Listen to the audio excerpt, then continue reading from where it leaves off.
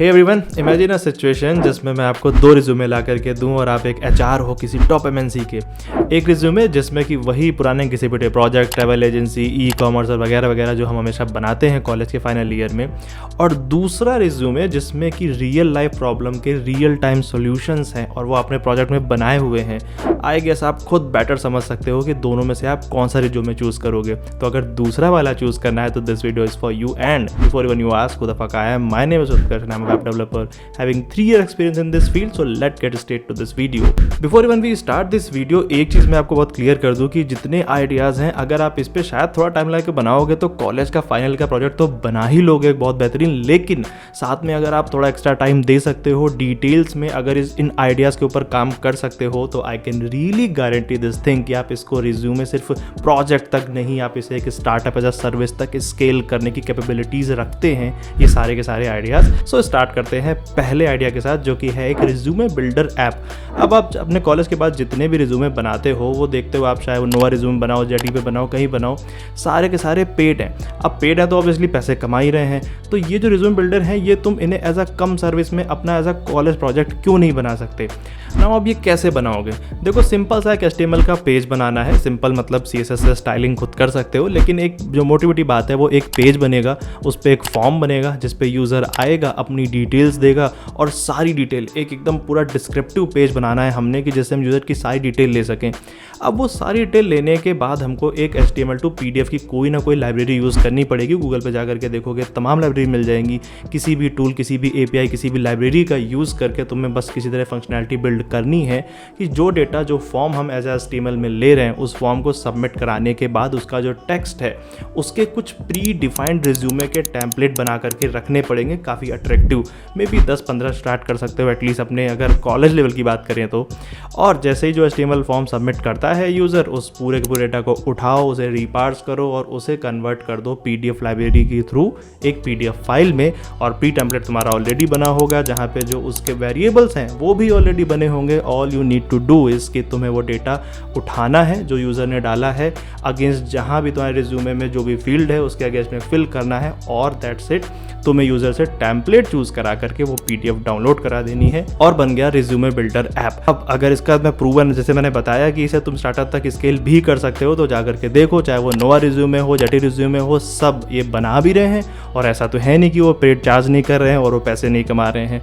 तो सिर्फ कॉलेज तक लिमिटेड आइडिया नहीं है, अगर स्केल कर सकते हो तो डेफिनेटली एज अ स्टार्टअप और एज अ मतलब बिजनेस तक तो ले ही जा सकते हो। और अगर तुमने मन बना ही लिया है इसको और ज़्यादा इंटीग्रेट करने का और ज़्यादा डिटेल में ले जा करके, तो शायद एक अगर मैं आइडिया दूं तो तुम यूज़र ट्रैकिंग भी स्टार्ट कर सकते हो, जिससे कि तुम्हारी डेटा कलेक्ट होना शुरू हो जाएगा। जो यूज़र आ रहा है ऑब्वियसली वो डिटेल्स डाल रहा है, तो ऐसा करो कि एक sign in sign up process भी बना लो, जिससे कि वो जो डेटा है वो तुम यूज़र का अपने एंड पे स्टोर भी कर सको, जिससे कि तुम्हारे पास डेटा कलेक्ट होना शुरू हो जाएगा। और 1 by 1 data is the new oil, ये तो खैर हम सब जानते हैं। पर 2 URL शॉर्टनिंग ऐप, अब देखो होता क्या है, जो लॉन्ग URLs होते हैं उन्हें शॉर्ट तो सभी करते हैं, चाहे वो यूट्यूब का u.tube करके हो, या फिर tiny.url हो, या फिर मे बी बिटली हो, या कोई भी ऐसे हो। अब ये क्यों करते हैं? क्योंकि जो लिंक है उसकी रीडेबिलिटी बढ़ जाती है, शेयर करना ईजी हो जाता है और थोड़ा सा लिंक जेन्युइन लगता है, क्योंकि कई बार जो लिंक होते हैं उनके जो पैरामीटर्स होते हैं वो ऐड होते होते बहुत बड़ा लिंक बन जाता है। तो अब इसको तुम अपना एक ऐप भी बना सकते हो, जिसके लिए तुम्हें सबसे पहले जो चाहिए होगा वो होगा एक डोमेन। अब डोमेन क्यों चाहिए होगा? क्योंकि जब भी एक शॉर्ट टाइप का डोमेन लगेगा ही लगेगा, ताकि जो रीडेबिलिटी बढ़ानी है, जो पर्पज़ है मेन, वो तो एटलीस्ट होना चाहिए। जब तक डोमेन नहीं होगा वो नहीं हो सकता। जैसे कि tiny.url एक डोमेन लिया हुआ है, goo.gl गूगल ने लिया हुआ है, तो ऐसा तुम भी कोई ले लो, लेट्स से srt.url, तुम भी एक ले लो डोमेन। अब इस डोमेन में तुमको करना क्या है, बेसिकली बनेगा कैसे? क्लाइंट साइड पे क्या होना है कि तुम्हें एक इनपुट फील्ड लेना है, उस इनपुट फील्ड में यूज़र से जो भी उसका लॉन्ग URL है वो हमने ले लेना है। इसके बाद एक एल्गो का यूज़ करो या किसी लाइब्रेरी का यूज़ करो, जिससे कि एक यूनिक नंबर जनरेट करना है। अब उस यूनिक नंबर को तुम्हें एक उसी DB में, किसी भी DB में उस लिंक के अगेंस्ट में, जो लॉन्ग वाला लिंक है उसके अगेंस्ट में सेव करा देना है। बस दैट्स इट। अब जो मेन काम है वो हो गया है। अब इसके अलावा क्या होना है, जो तुम्हारा URL है short.url या जो भी है, उसके आगे स्लैश करके उस नंबर के साथ तुम्हें राउटिंग कर देनी है, ताकि जब भी कोई वो लिंक डाले, यानी कि srt.url स्लैश वो यूनिक नंबर, तुम ऐसा नेविगेशन बनाओ कि जैसे ही उस लिंक पे जाए, नेविगेट करके सीधे तुम्हारे DB से फैच करे कि लॉन्ग लिंक कौन सा है और उस लिंक पर के लेकर के चला जाए। That's it. अब ये यहाँ पे बन गया तुम्हारा कॉलेज टाइप का प्रोजेक्ट। अगर इसको अब तुम्हें ऊपर लेकर के जाना है, अगेन अगेन स्केल करना है स्टार्टअप और भला फला अगर तुम्हें ऐसा सर्विस इसमें कन्वर्ट करनी है तो सिंपली अब इसमें तुम ट्रैकिंग लगाना शुरू कर दो, डेटा ट्रैक करना शुरू कर दो, जो भी ट्रैफिक है वो बंदा कहाँ से आया था, कहाँ को जा रहा है और वो लिंक उसे कहाँ से मिली थी, कितनी देर क्लिक किया, क्या किया, ये सारी ट्रैकिंग करना शुरू कर दो तो डेटा कलेक्ट होना शुरू हो जाएगा। और एक बार डेटा कलेक्ट होना अगर शुरू हो जाता है तो फिर डेटा के तो पैसे ही पैसे हैं मार्केट में। Number 3, project source library. अब देखो तुम्हें जब प्रोजेक्ट बनाने होते हैं तो तुम खुद जाते हो सर्च करने, कभी यूट्यूब पे कभी गूगल पे, फ्रेश आइडियाज़ कौन से हैं, टॉप आइडियाज़ कौन से हैं जिन पर प्रोजेक्ट बना सकते हो। तो अपनी खुद की प्रोजेक्ट लाइब्रेरी क्यों नहीं बना लेते, ऐसा प्रोजेक्ट ही बना लो। अब उससे होगा क्या, डिफरेंट लोग आएंगे, डिफरेंट यूज़र अपने प्रोजेक्ट अपलोड करेंगे, सोर्स कोड अपलोड करेंगे, तुम उन्हें अप्रूव या डिप्रूव करो और अप्रूव या डिसअप्रूव करो और सिंपली उन्हें दिखा दो उनके अपने मेन पेज पे, अपने होम पेज पे, ताकि सबकी हेल्प हो जाएगी। कैसे बनेगा, सिंपली तुम्हें कुछ नहीं करना है, लॉग इन साइन अप वाला एक पेज बनाना है, जैसे एक डीबी रखना पड़ेगा ऑब्वियसली, चाहे MySQL रखो या NoSQL रखो। सिंपल यूज़र से डेटा ले लेना है, सारा डेटा लेना है डिटेल्ड में, प्रोजेक्ट के बारे में, फाइल्स अपलोड करानी है, सोर्स कोड अपलोड कराने हैं और वो सारी चीज़ें अपलोड कराने के बाद यूज़र के अगेंस्ट में सेव कर लो और सिंपली उसे जाकर के ब्रॉडकास्ट कर दो अपने पूरे के पूरे होम पेज पे, ताकि जितने भी लोग तुम्हारे प्रोजेक्ट पे देखने आ रहे हैं, तुम्हारी लाइब्रेरी में देखने आ रहे हैं, सबको डिफरेंट प्रोजेक्ट्स दिखें, उनकी डिटेल्स दिखे, उनके सोर्स कोड दिखे और मे बी वो डाउनलोड कर लें। और इसके बाद तुम्हें शायद अगर तुमसे अपना पेमेंट गेटवे वगैरह लगाना चाहते हो तो वो भी लगा सकते हो, या फिर इसे अगर और स्केल करने की बात करें तो तुम ऐसे कम्युनिटी भी बिल्ड कर सकते हो, जिससे कि जो यूज़र है वो ये चीज़ डिस्क्राइब कर सके कि वो अपना जो उसका प्रोजेक्ट है वो कितने में बेचना चाहता है। लेट्स से अगर मैं तुम्हारी साइट पे आता हूँ और कोई प्रोजेक्ट अपलोड करता हूँ तो मैं खुद वो प्रोजेक्ट कितने में बेचना चाहता हूँ, 10 रुपये, 50 रुपये, 100 रुपये, जितने में भी। तो उससे क्या होगा कि आपको भी अर्निंग होगी, एड्स आएंगे और मे बी जो भी उसका ओरिजिनल क्रिएटर है उसको भी अर्निंग होनी शुरू हो जाएगी और धीरे धीरे तुम्हें पता नहीं चलेगा कि कब तुम्हारा जो कॉलेज प्रोजेक्ट है वो स्केल होकर के एज अ सर्विस में बदल जाएगा। अब मे बी इसको अगर तुम्हें और इंटीग्रेट करना है तो उसमें तुम अप्रूवल डिसअप्रूवल भी लगा सकते हो कि जो प्रोजेक्ट अपलोड हो रहा है वो एक अप्रूवल प्रोसेस से होकर के निकले, जिसमें तुम क्वालिटी मेंटेन कर सकते हो। एंड मे बी फीचर्स के तो कोई वो नहीं होता ना, जितना चाहो उतने फीचर्स ऐड कर सकते हो, कितनी भी चीज़ें ऐड कर सकते हो, वो तो अप टू यू है। Number 4, sorting visualization. अब ये प्रोजेक्ट थोड़ा मे बी फनी भी है और थोड़ा चैलेंजिंग भी है और इवन कॉम्प्लेक्स भी है, क्योंकि इसमें DSA का पूरा यूज़ होगा, सारे मे बी स्ट्रक्चर लग ही जाएंगे इसको बनाने के चक्कर में। और लेकिन अगर तुमने ये प्रोजेक्ट बना लिया तो जो भी तुम्हारा रिज्यूमे है ना वो इतना उस पर ग्रेविटी आ जाएगी कि कोई भी अगर वो तुम्हारा देखेगा प्रोजेक्ट तो सबसे पहले उस पूरे रिज्यूमे में किसी की अगर नज़र जाएगी तो उसे एक प्रोजेक्ट पे ही जाएगी। क्योंकि हो क्या रहा है यहाँ पे ये समझो, जब हम पढ़ते हैं सॉर्टिंग DSA में, चाहे वो बबल सॉर्ट पढ़े, मर्ज सॉर्ट पढ़े, क्विक सॉर्ट पढ़े, हम खुद भी उसे एज अ इमेजिन करके ही पढ़ते हैं कि अब कोई नंबर स्वैप हो रहा है तो नंबर कैसे स्वैप हो रहा है, कैसे उसकी पोजीशन चेंज हो रही है, कहाँ पे गया।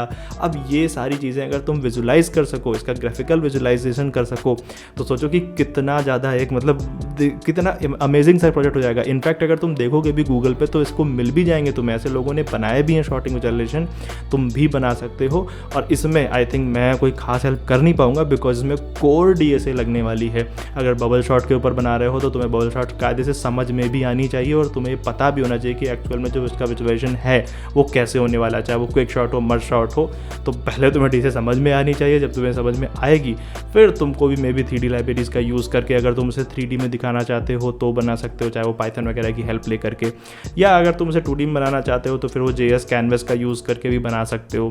लेकिन इसमें तुम्हें अगर बना ले जाओगे तो मतलब आई कैन गारंटी कि तुम्हारे रिज्यूमे में या किसी भी रिज्यूमे में ये एक जो प्रोजेक्ट है वो बहुत वेट पुट करता है। 5वां जो प्रोजेक्ट है वो है कम्युनिटी वेब ऐप। अब देखो इसका मैंने पूरा एक फुल वीडियो ऑलरेडी बनाया हुआ है और इवन बताया भी था कि इवेंट बीप करके कंपनी थी जो कि आई हुई थी शार्क टैंक में भी, और शार्क टैंक से फंडिंग भी लेकर के गई अमन, अशनीर और पीयूष तीनों से।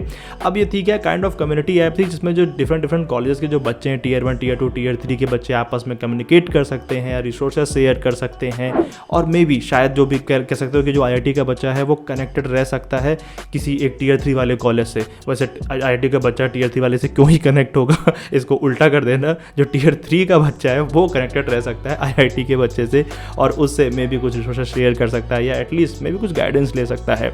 ये कैसे बनेगा, इसमें मॉड्यूल्स क्या होंगे, कैसे लॉगिन होने वाला है, कैसे आप सारी चीज़ें करोगे, ये फुल वीडियो का लिंक लिंक दे दूंगा, जाकर के देख सकते हो, फुल डिटेल में बताया हुआ है। तो अगर उस पॉइंट ऑफ व्यू से देखोगे तो ये प्रोजेक्ट और भी ज़्यादा इंटरेस्टिंग हो सकता है आपके लिए, क्योंकि इसमें शार्क टैंक का नाम जुड़ा हुआ है और मे भी शायद आप रिज्यूमे में भी लिख सकते हो कि ये इवेंट बीप या वैसी किसी ऐप का क्लोन है जो आपने खुद प्रिपेयर किया हुआ है।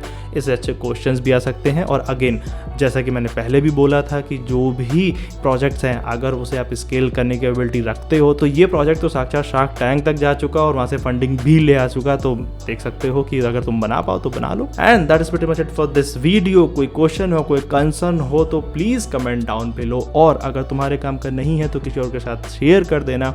My name is Utkarsh, thank you for your time और प्लीज़ लाइक करके जाना। Again bye bye, peace out.